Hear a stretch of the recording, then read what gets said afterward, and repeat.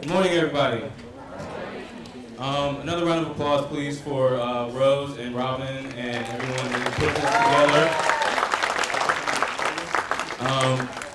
My name is Will Diggs, and this is How to Get Your First Career. Is that the title? Okay.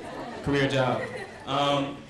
We have a panel here of alumni, including myself. We have Kelly Rabkin, Aaron Ritchie, and Samantha McAvoy. And just before we dive right into what we're each going to talk about, everyone's going to have a chance to tell their story. And then afterwards, what we're going to do is we're going to try to leave the remaining 30 minutes for question and conversation. But just for the sake of us understanding who exactly we're talking to, if everyone could please stand for me, if it's not too much trouble, everyone stand up.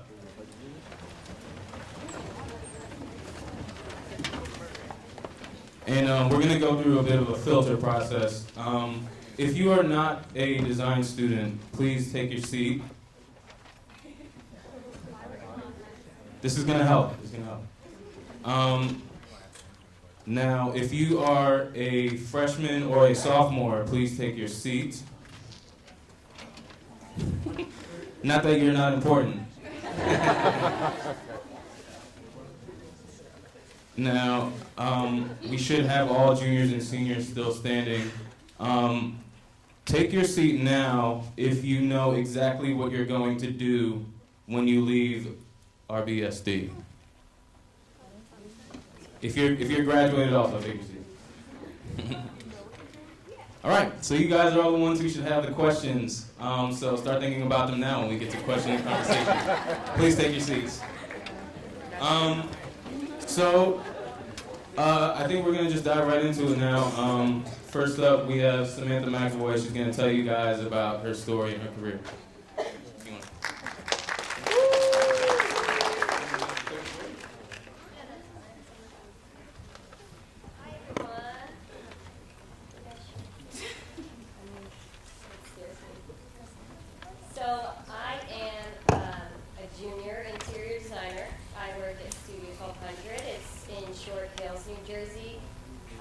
I graduated in 2013, so can everybody hear me okay? Yeah. So I have been working for about 2 years now. I interned at the same place that I'm working full-time, and I was there interning for about a year and a half. And some of my roles and responsibilities as a junior interior designer, I work on a team with a project architect, a project manager, and what we call a job captain, who's really a CAD draftsman. I am the main specifier and designer on all the projects that I work on. I work under usually a design director, and most of the time that's the principal at my firm, one of the owners. And so on a daily basis, I will pick materials, specify different things, do a lot of research on different materials, go to client meetings, put together presentations, not only compiling things for presentations, but composing renderings or 3D models or finished plans and schedules, and working a little bit on the construction document side and the technical side of getting the things that you want specified and actually built. Other than that, I just wanted to show you some of the work that I've worked on over the past 2 years. It's amazing in 2 years how much you can work on, so I'm just going to show you 3 projects that I've worked on, and they're all a little bit different. So this first one is showing a reception area in a corporate building where we redesigned the lobby and amenity space for all the different tenants. So this would be a building where several different companies come and have their offices, and this would be sort of the public spaces. This is something I'm really excited about because it's I feel like I really own this design. I've worked on it from just the concept sketches all the way down to this rendering, and we're working on the CDs now, so they're going to start building it in a couple of months. This is a restaurant renovation project that I've worked on. So it was an existing restaurant, but we did a bunch of renovations to help them renew their space and make it a little bit more modern. You can go on to it.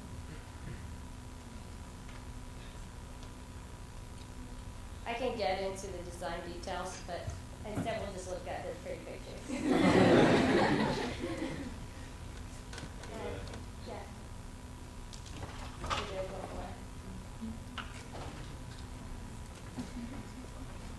And then the last project I'm going to show you is something I'm also currently working on. It's a university renovation. So we were hired by the same food service that's here, Gourmet Dining. We do a lot of work with them, and we proposed an option for this specific university, and it helped them actually win the job. So they were competing against other food service vendors. So in this case, we don't work directly for the university. We're working for Gourmet Dining, which is sort of interesting, something I've learned happens.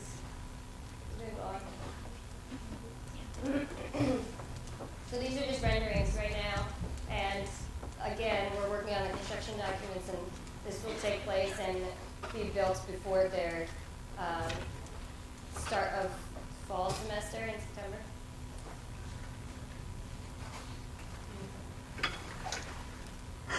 That's it. So I think we're going to talk about how I landed my career next, right? Why don't we go to Aaron, and then actually I think Kelly's next.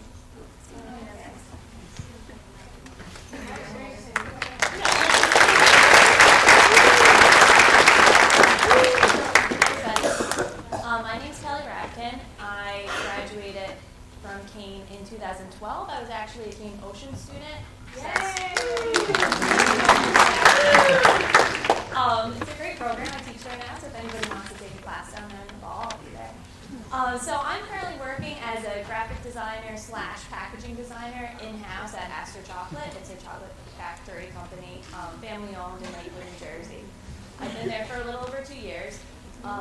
Before that, I worked in advertising for about a second, like immediately after graduating, so I kind of wanted to talk about how I built my portfolio, really made myself a branding designer, but kind of fell in love with packaging and how I realized that. So I thought a bunch of stuff to show. I wanted to show a couple student projects and then some of my current work. So this was a project that I designed when I took packaging. My second to last semester, I took it with Al and Montanya down in Kean Ocean. And this is something that made me really realize that I love packaging and I love taking an idea and spreading it over a bunch of different products and realizing that you're able to build a brand through something so concrete, so tangible. So this was a line of gourmet nuts. Basically, we just got the brief to pick our own name, our own brand direction, our own style, our own aesthetic for whatever retail nut that we wanted. So I came up with the idea of having fair trade nuts because it's a really great industry to benefit global workers, and fair trade is such an inherent thing, especially I guess it always is. So I wanted to be very transparent, very for the people, and very inspired by the regions where nuts come from. If you want to go to the next one. I had a lot of inspiration just from the shape of the nuts themselves and tribal patterns that kind of represented each region, like I said. So I had Brazil nuts that came from Brazil, obviously, some nuts from Madagascar, and I kind of let the color palette speak to itself, make it feel like a fresh product, not necessarily as rustic and down home as you would think of nuts. It's maybe a little bit of a boring product. But you can show the next one. This was one of my projects that, when I was going through my interview process, I realized resonated the most with art directors and creative directors and whoever I was interviewing with. I always kind of got the impression that they were most impressed with this one. I don't know necessarily why. But this was another packaging project. I think that's kind And it was, again, pretty open-ended, just making an organic juice brand.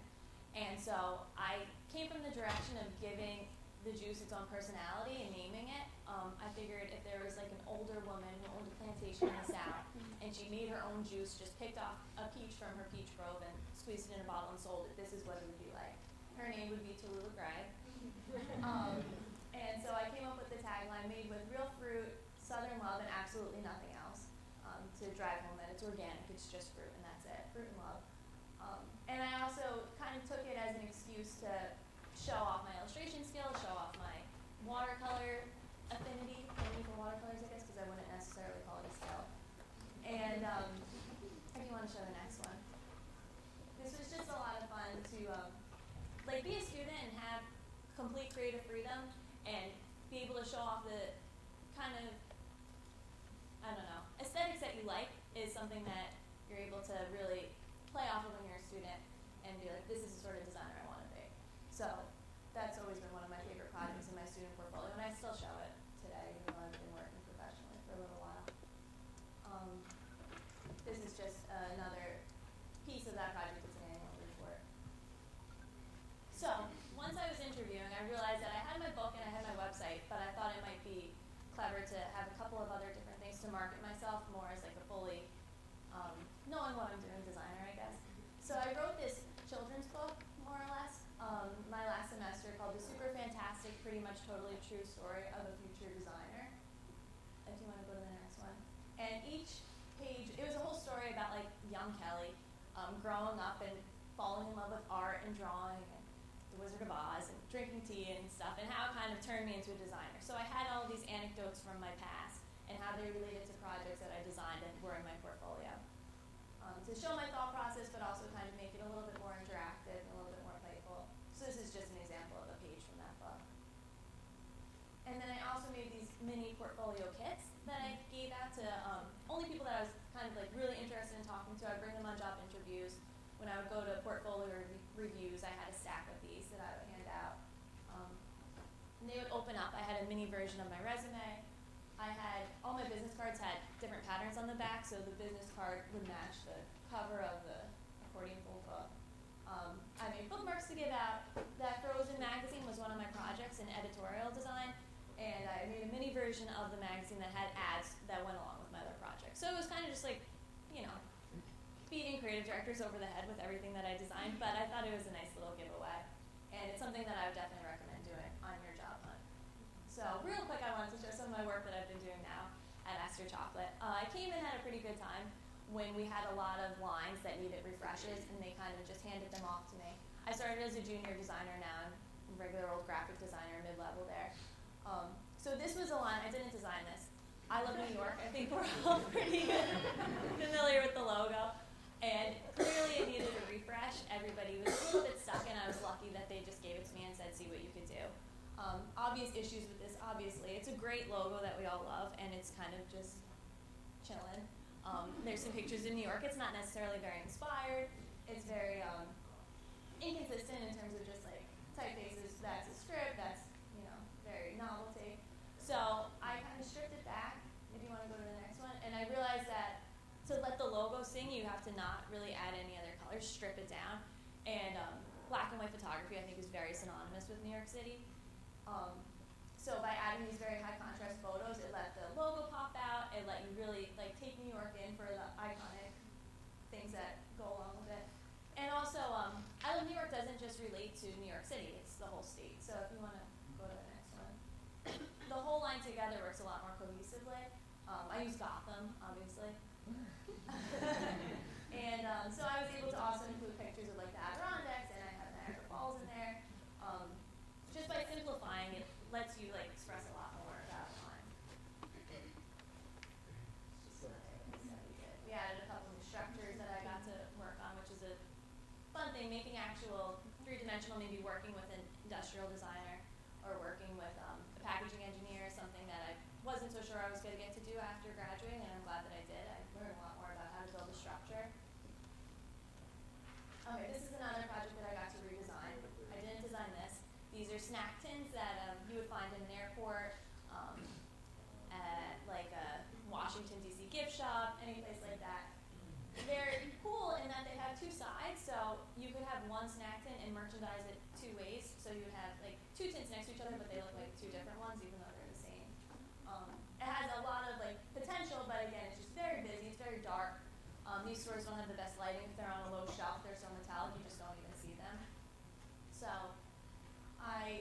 when we first redid the structure, so it's more rectangular instead of oval, and I realized that by being able to have two completely different scenes, it kind of works to show the city from day to night, like a whole day in the city.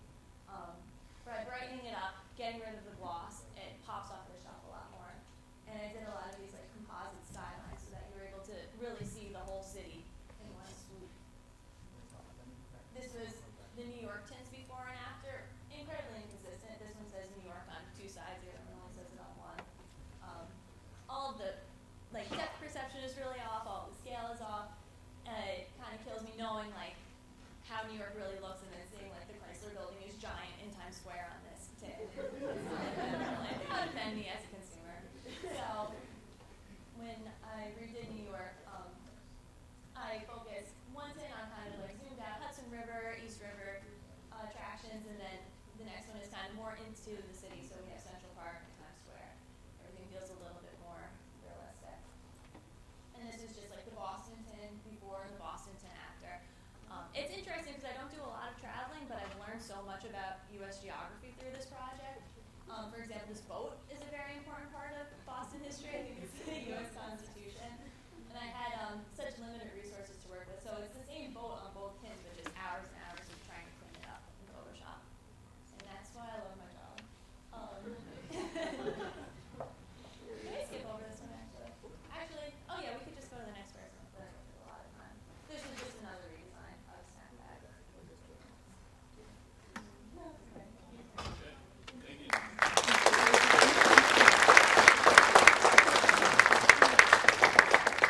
Hi, I'm Erin Ritchie. I graduated in 2013. I am an interior designer at Office Furniture Partnership in Morristown, which is a furniture dealership, but I specifically work as a designer on our architectural solutions team.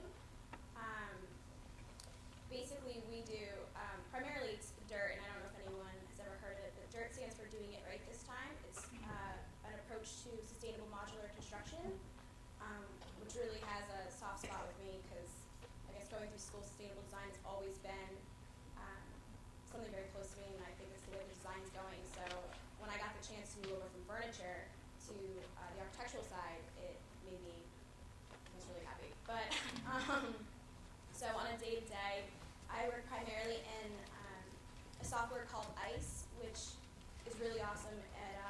It's one of the coolest 3D rendering tools I've ever worked with. It's got like a little bit of SketchUp, and you can work with SketchUp, CAD, Revit. We can take, I take like plans, like if Samantha were to send me a plan, I take that and put it into ICE, and then I can build up in modular construction. We do walls, power, plumbing, med gases, everything. It's a sustainable approach to construction. Since if you really know, like construction is actually horrible for the environment with help and debris and everything that affects. It's a way to do pre-engineered in a factory and then it's delivered to site. And it's a tilt-up construction, so minimal waste. Something very dear to my heart. I've been on the team for about a year and a half, almost 2 years. I interned at Office Furniture Partnership for about 6 months my senior year, and then I got hired right after.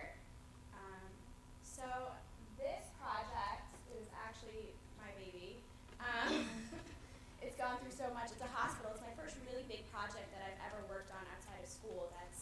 I'm seeing it from schematics all the way into actual construction now. It's being built and installed as we speak. I need to go there actually after this. But it's an infusion center. So we do dirt off the, not just walls as you can see there, but it's also millwork, it's countertops, it's plumbing, it's a whole integrated design and approach, which is pretty cool actually. Being able to take an idea that the designer had and implement it into ICE. I can go to the next one. So this is just the front of the infusion centers that I got to design. I kind of had a little bit of free run with it, which isn't always something that I get to do. I really play off of what the designer or the architect kind of tells me. But this way I got to really implement a little bit of my design background, what I would like to see in an infusion center if I was, ill and had to be there after day. But it just shows all the integrative technologies that we can put into our systems. And so this is ICE, this is a rendering program that I was speaking about, but I do a lot of what we call an ICE vision, which is really cool because a lot of our clients are not visual people. So I can take them, I can build up their entire space and fly them through it. So I don't know if we can show it or not. You want to play one? Yeah, we can pick whichever one, doesn't really matter.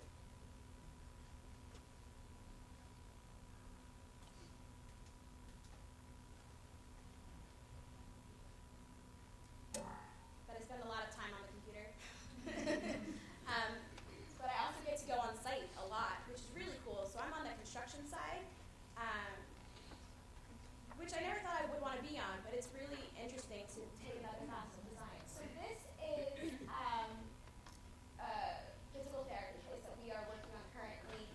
It also shows our breathe wall. So this is just walking through our client who really had no idea what he wanted and couldn't really visualize the space. So everything you see here is a full dirt approach. So I spend a lot of time putting these together.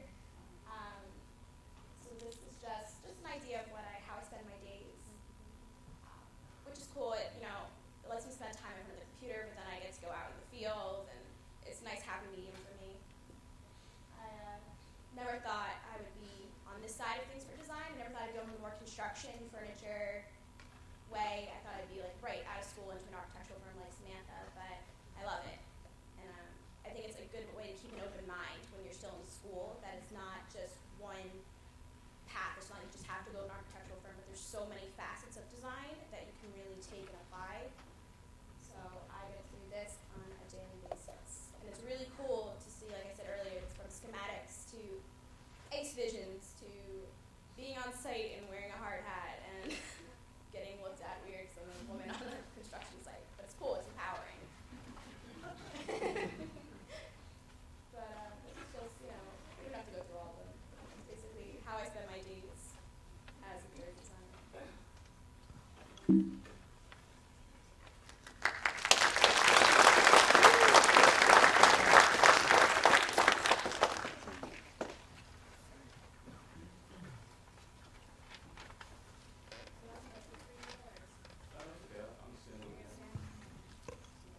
So hello, my name is Will Diggs, and just to go through, I guess, a brief overview of where I've gone after Kean. About 2 months after graduating, I got a graphic designer position at a company by the name of Referrals Collectibles. They do tons of sports novelties and merchandise. I don't know if you guys seen the ugly sweaters for the NFL or any of the other sports leagues. We designed those, and I'm proud of them. And my parents always tell me never to speak bad about a company or anyone professionally. But when it comes to this place, I find it very hard not to. But if you go on Glassdoor, I won't have to say anything. So luckily, after going through about a year working there, actually about 6 months having worked there, I got enough motivation from my experiences to want to sort of redesign and sort of rebuild up my portfolio so that I'd have a better experience looking for a new job. And that's what I spent a lot of my time doing after I went home from work while working at Referrals Collectibles. While working there, I was a graphic designer and worked on most of the products, and then I was lucky enough to get promoted to doing collateral, which is all the catalogs and some of the website design. Unfortunately, I don't have anything to show from Referrals Collectibles, but we can just skip to the more interesting stuff, which is after a year of having worked at Referrals Collectibles, I was lucky enough to get hired as a junior art director at Saatchi & Saatchi Wellness. And I also unfortunately don't have any work that I'm allowed to show from my time there, which is about 7 months now. But I was lucky enough to be able to share to bring a video reel of the work that the agency does, which I would just like to share with you.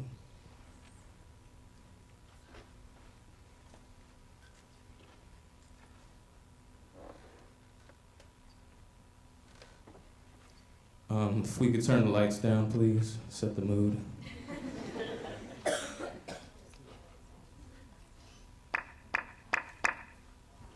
Enjoy.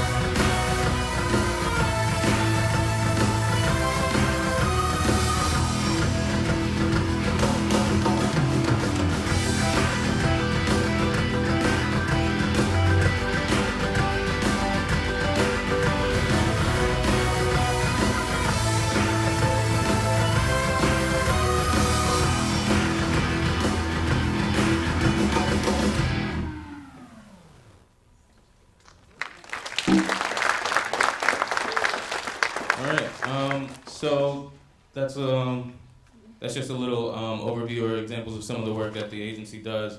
I haven't worked on most of those brands. One of my brands was in there that I'm lucky to work on. And what I work on mostly at Saatchi & Saatchi Wellness are brands that are associated with women's health. And it's a really great experience thus far.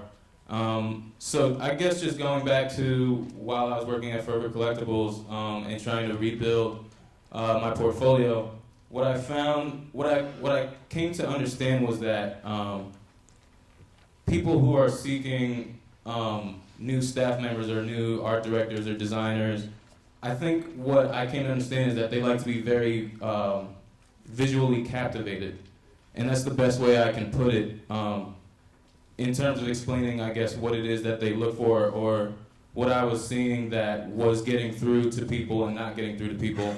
So this is one of the projects that I designed after having graduated.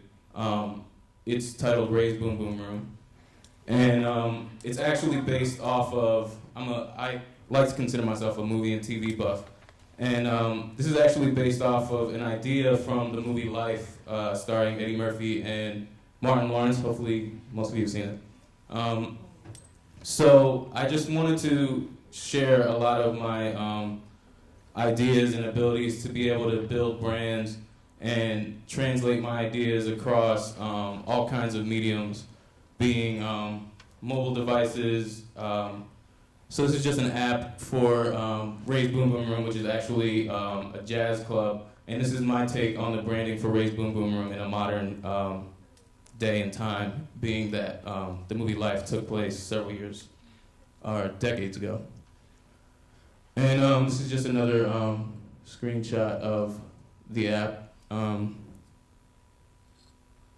This is a poster, an event poster that I designed for Ray's Boom Boom Room, and I think this project was particularly interesting to a lot of the people that I was interviewing with, because we spent a lot of time talking about this piece, and which is why I chose to share it, and just running through the rest of it so that we have time to talk. This is another piece that I based off of a favorite TV show of mine. It's called Suits, and when I went for my interview at Saatchi & Saatchi Wellness, my creative director, her name's Anne, she actually very much enjoys the TV show Suits. and we spent a lot of time talking about it, and I think that really helped us sort of connect, and I think that our ability to connect and laugh during the interview sort of really helped sell me as a good candidate. And so this is just a logo treatment for Spectre Automotive Club. And this is a website designed across desktop, tablet, and mobile devices. And so now in my spare time, I like to still design and illustrate and just do what makes me happy and I find to be fun. So I do a lot of illustrating when I'm not at work or even while I'm at work. These are just a couple of posters that I did. These are other posters. You can't see the one on the left too well because of the screen display. And in the spirit of doing what I love and enjoy and that I think is fun, I started a business. One of my business partners, Joseph Sorani, is here. Wave, Joe. Brent isn't here. He's lame. He went to work today.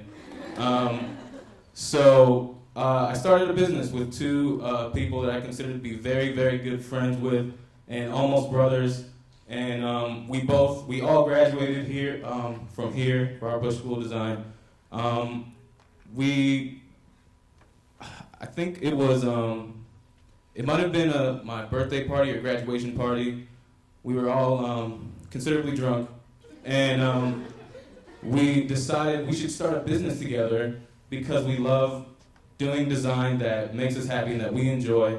So we, I think it was about a week or 2 weeks later, we all met up, and we had another partner at that time who moved overseas and is no longer with us.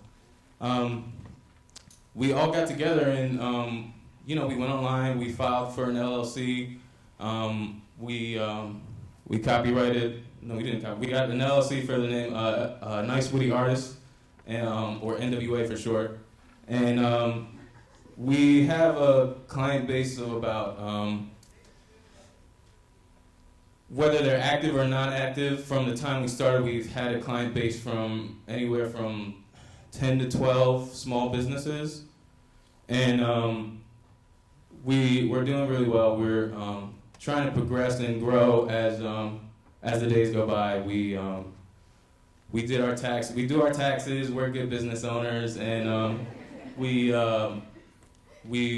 done all kinds of projects. We've done a lot of logos and a few websites, and that's pretty much the basis coverage of Nice Witty Artists LLC. And that's it for me. So, I think Rose emailed me one question that she thought was very important for each of us to answer. And I guess we can just go down the line. And the question was, what do you wish you knew while you were in college prior to graduating? Can I have my phone, please? You did. Sure? Okay, go ahead, Tim. I think, yeah.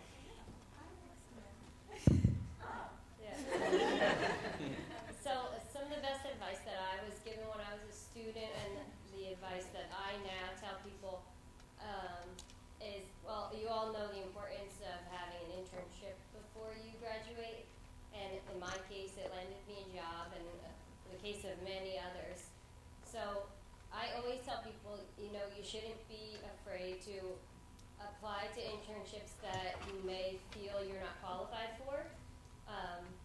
Everybody at one point was a student, and I think they always are understanding in that we're here to learn technical skills and grow as creative people, but to be honest, most of you are learning and growing, and especially when it comes to technical software and things like that. That happens in the field when you do it every day, and so never be discouraged to just apply for that internship where you feel they're asking you to know so many different things and you're a little bit intimidated, there's no reason, I think, to be intimidated. I think you should always get out there and try to go for those positions.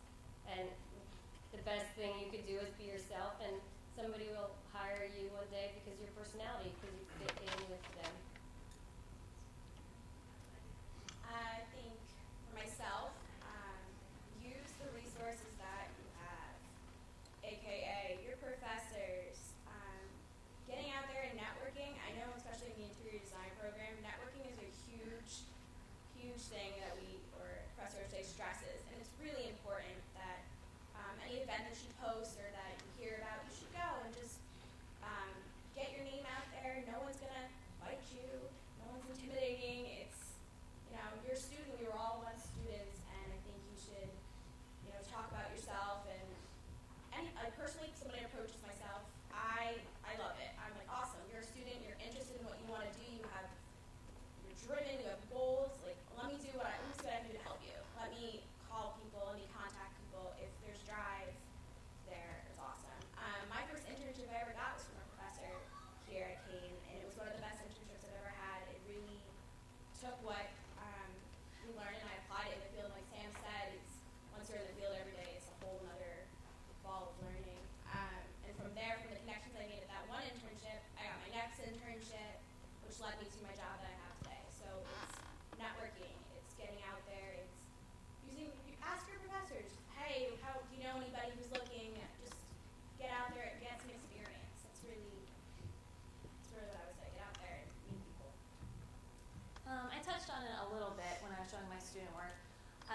I think mostly it was so important for me to realize why I love design and to love the process and really be able to indulge yourself in your projects while you're a student, because you have a lot more wiggle room, you have a lot more being your own creative director, which is something that you won't necessarily have the luxury of having until you've been in the business professionally for quite a number of years.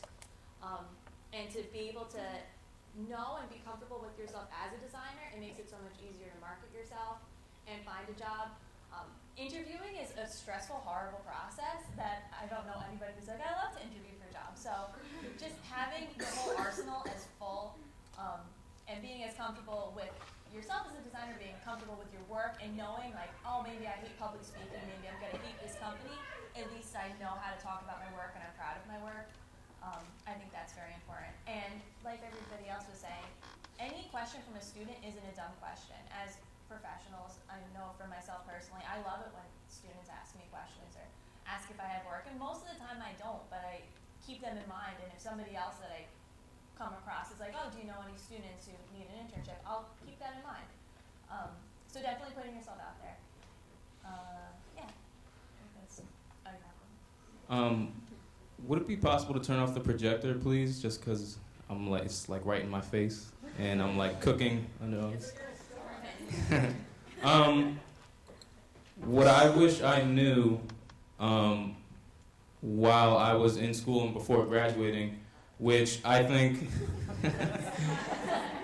which is important for students who are in portfolio right now, but also important for the freshmen and the sophomores, because you have the most time to take advantage of going back to every project that you want to use for your portfolio and just revisiting it over and over and over again and just perfecting it. Even if you already think it's perfect, just going back and refining it every time you look at it. Because I found, because in portfolio, that's basically what you do. You spend time perfecting and refining your projects.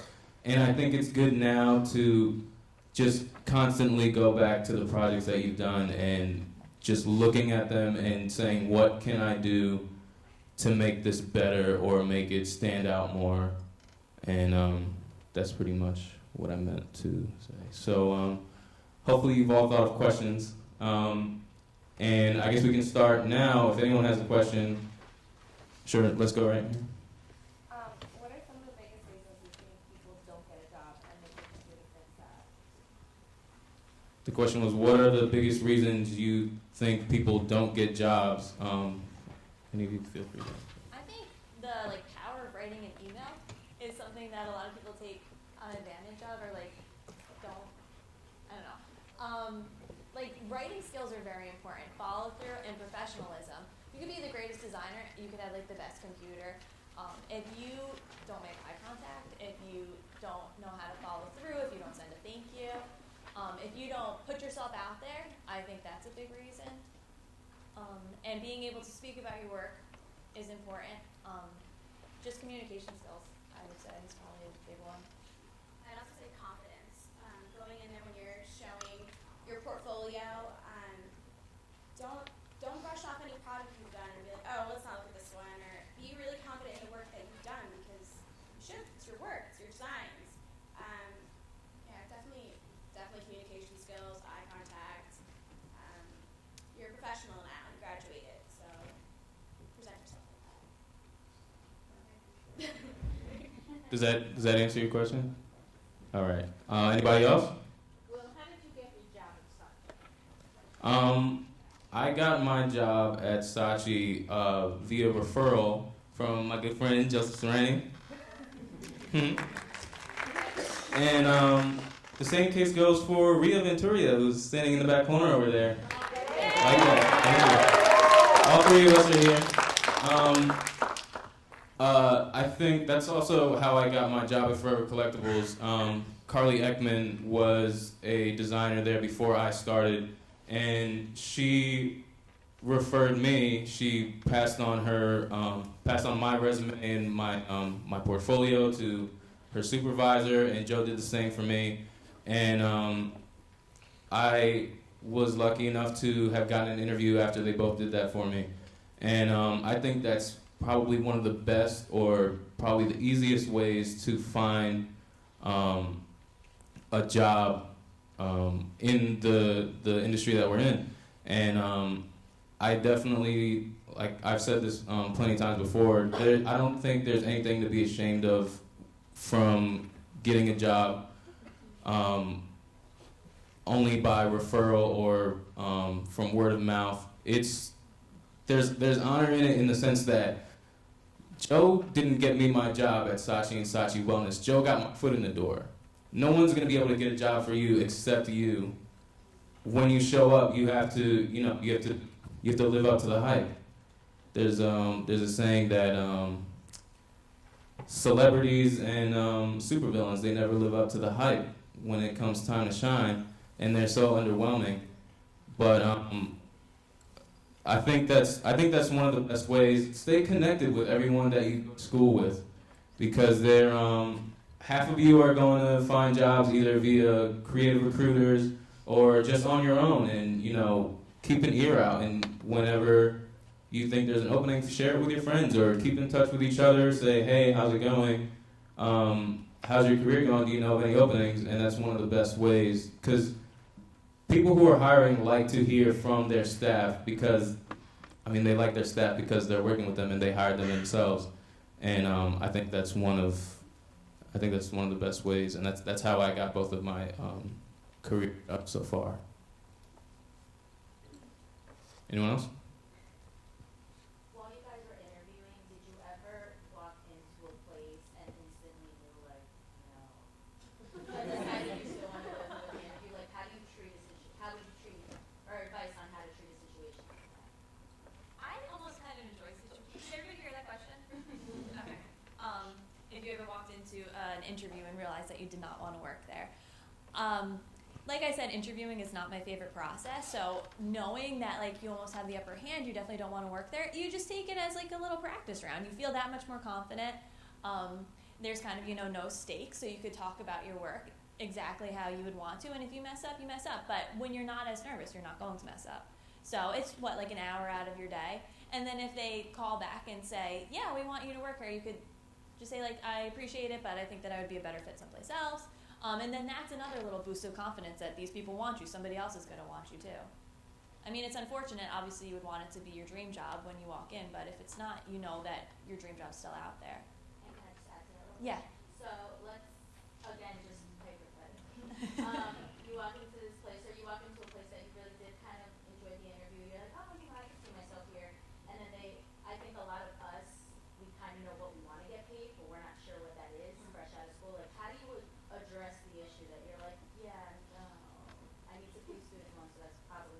Yeah. That's especially I think being creative people, it's very awkward for us to talk about money and you don't know how to reach it. I always want to talk to like my friends who majored in business. I don't know if anybody knows this piece of advice. Never talk about money on the first interview. Yeah. Okay. Yeah. That's good. And then once they come to you and the salary is way lower than what you were expecting, it's good to talk about it over the phone. It's easy to send an email and say, actually, I was kind of expecting something in this ballpark, and then hopefully you'll meet somewhere in the middle. I know that it's pretty regular these days for companies to say, well, you only have a couple months experience or internship experience, and we're looking for a junior designer. And especially small companies, they don't have a lot of money allotted to pay a designer.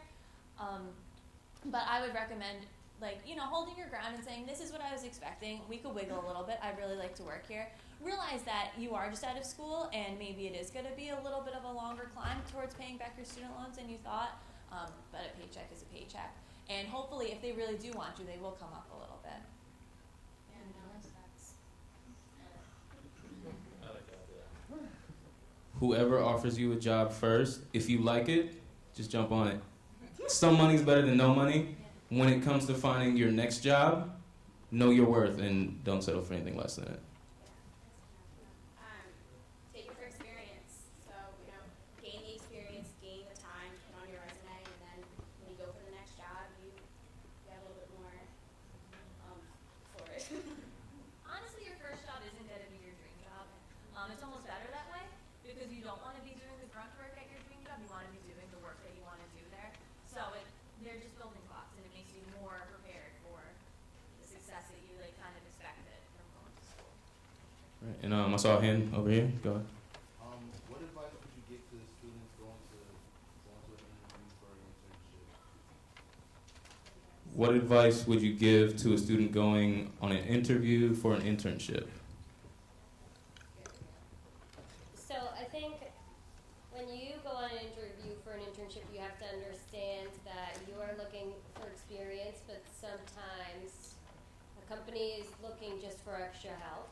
And so if you can offer to help do anything and make yourself, present yourself as just a good all-around person to help with design work, to help get, you know, office things done, whatever you can do to get in the door, I think is the best way to approach it. I know when you are looking for an internship, you obviously want design experience, but I think, and if you guys disagree, please speak up, but I think that, and as an employer, when they're looking for an intern, it's a lot of work to take on an intern and mentor them directly. So the more you can just help them and assist them in doing daily tasks and anything you can do, like I said, to get in the door, and you get to observe how the office works, what the work they're working on is, that's a great experience in it itself. You can't expect too much, I think, out of an internship, although without noticing it, you will learn a lot just by being behind those doors. Yeah, and I think once you get in there and you keep helping them and you kind of take things off their plate, they're gonna put some trust in you. And I know personally, if I see like passion and drive and that you want to learn and you're there, I'm gonna do whatever I can to help you. Just go. That's how I started off working in the library at our resource library, and I asked one of our project managers if I could sit in on a meeting just for the experience, just to sit in and see how they conduct it. And I know they loved that I was putting myself, I was really putting myself out there. I wanted the experience. I wanted to absorb as much as possible. So I would get yourself in there, do a little bit of the grunt work. You're an intern, it is what it is. But show your worth by your talent and your passion, and you'll hopefully be able to be applied to actual jobs. One of our interns is actually working on jobs. We're giving her work to do, real work. So. Just having a good attitude, showing that you like design and you're a good designer, but that you understand that there's more to learn. I think it's what's probably or easiest to understand is that you just want to be able to show that you can perform on a professional level, and that you're eager to learn. And I mean, it's an internship, so they have to understand that it's their responsibility to teach you. So it's nice to show that you have skills too, but just show that you can be reliable and that you want to learn more. And I think that would shine very well. In the middle? What would you say are some of the biggest mistakes that you've made since graduating? Like a moment where you thought, I could have done that differently, or something like that. What are some of the biggest mistakes you've made since graduating? Like if you've made any at all. If you've made any at all. Not made a single mistake since graduating. Never. I think a good thing to learn in a junior position at a firm is when to speak up and when not to. Yeah, because at first you'll learn, but I mean over time you'll be able to know what your boss is thinking while they're thinking it. And I mean early on probably I've spoken up in a meeting about something that we forgot to talk about, and my boss was probably thinking she didn't want to talk about it, and I try to avoid that. So, that could definitely be a mistake. You know what you're talking about, or know when to speak up. No question is a stupid question. I think a lot of my little design mistakes I made was because I was afraid to ask questions at the beginning. Now I ask questions like it's nobody's business. You're a beginning designer, so ask questions and don't be afraid of that. That's a way to kind of prevent some mistakes, but you are human and you will make mistakes because you're learning. And each day you're going to absorb more and you'll learn not to make the same mistake again, hopefully. I know I have. Especially when it's client money. Yeah, you absolutely need to learn that mistakes are going to happen, but you have to own up to them and admit your mistakes, and the company is going to work through it to. Be willing to help with the solution. Yeah. Admit that, okay, I made a mistake, but here's how I think I can solve it, or here's what I think we can do. Like, can we talk about it? Like, what can we do? Being able to adapt to a new environment, you're coming into a place that has all these processes already in play, that may be very different from where you worked before, or just how you design personally, like at home, how you've done like projects at school. Realizing that, like, yes, you're a designer, and that's like what they hired you to do, but you also immediately need to start doing it the way that they do it, if that makes sense. And just organization issues, I think I had a lot of trouble with in the beginning. Saving files the same way that everybody else saves files, working on the same like pace as everybody else. That is the biggest learning curve. It was for me at least. I actually don't know how to answer that question. No, I don't know. I think what it comes down to is just trying to be your best at being a quick learner. And I mean, mistakes are gonna happen, especially when you're new somewhere.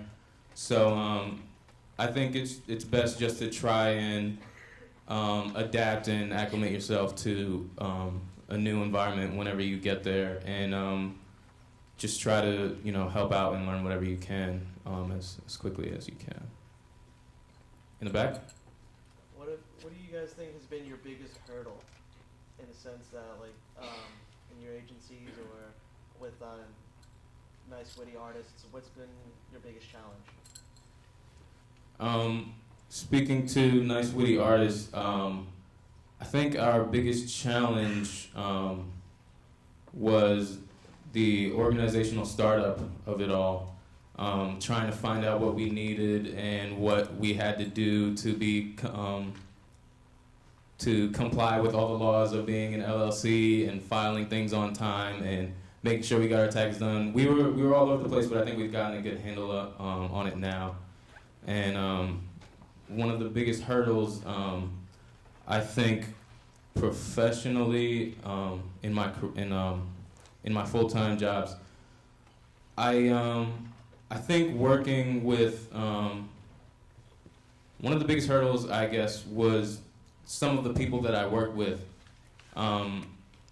it can be hard sometimes when some people that you work with professionally are overbearing and kind of can't see it any way but their way, and you kind of just have to grin and bear it. But I like to think that I take things well when they're not going how they should. And but I mean, you're gonna encounter all kinds of people professionally, and I think for me it can be difficult sometimes just to accept things the way they are. But I mean, I speak my opinion when I have it, and if things happen to not go that way, then you just have to kind of roll with the punches, so to speak. And I think that's pretty much what my biggest hurdle was. I didn't think of this. I'm going to steal this phrase from somebody else, but learning that sometimes you have to kill your baby. You'll design something and love it, and certainly in school you get to design something until you really love it. You'll be in the professional world and be so behind something and show it to a client or show it to an account manager and they hate it, and then you're never going to see it again. So not getting too attached to your work but still putting passion into it, that's a big hurdle. Personally, I had to learn a whole new software. So just that in itself, a whole new system, a whole new product line, trying to work with what they were giving me, just being adaptable, being a sponge, learning what, filing, basic things like filing. And I agree with Will. I think my biggest hurdle is communicating with people and recognizing that different people have different styles of communicating. So while I get to work on several different teams and I'm working on different projects under different project managers, that everybody has a different style of managing or just communicating, and it's a big hurdle I'm still working on day to day. Just how to get your ideas through and get to the final product in a professional and respectful way, and pleasing everybody, the design team and your boss and the client at the same time.